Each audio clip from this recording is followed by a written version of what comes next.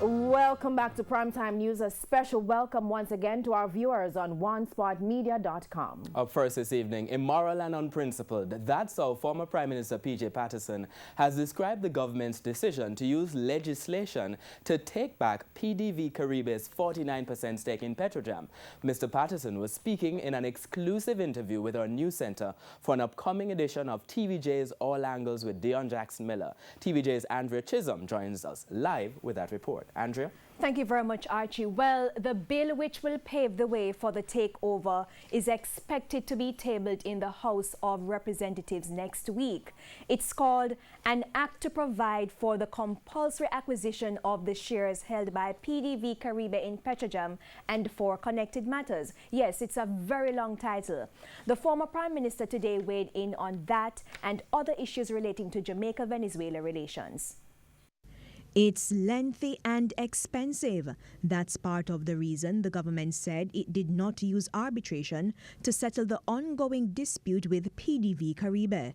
So, after much discussions, it's creating a new law to take back its shares in Petrojam. That certainly is not just immoral. That certainly is not just unprincipled. But it is certainly going to bring into question your reputation in terms of legitimate dealings. This time it's with Venezuela.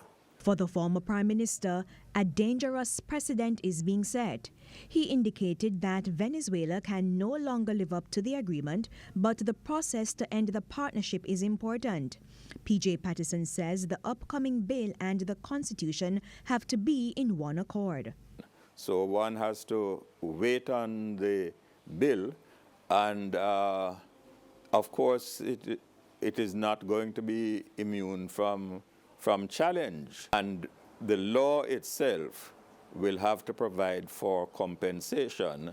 And if it is not in accordance with the principles outlined in Section 18, Venezuela is entitled to appear before Jamaican courts if the agreement stipulates that the law governing that partnership agreement is the law of Jamaica.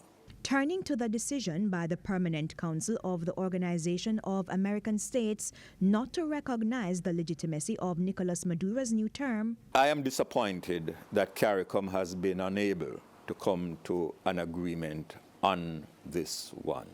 Jamaica and 5 other CARICOM countries voted for the resolution. Others disagreed or abstained, while Grenada was absent.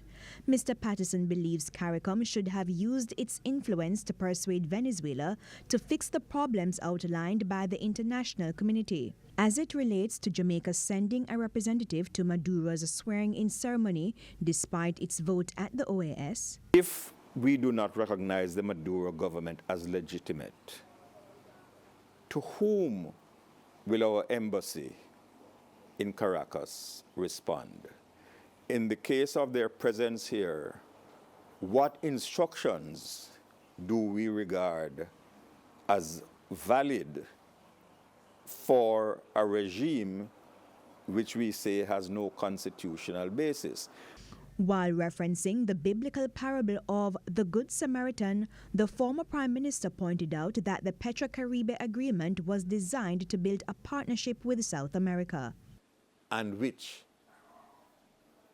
makes me feel very, very sad that those who have other hegemonic interests in this area are allowed to split us, divide us, and keep us asunder. Andrea Chisholm, TVJ News.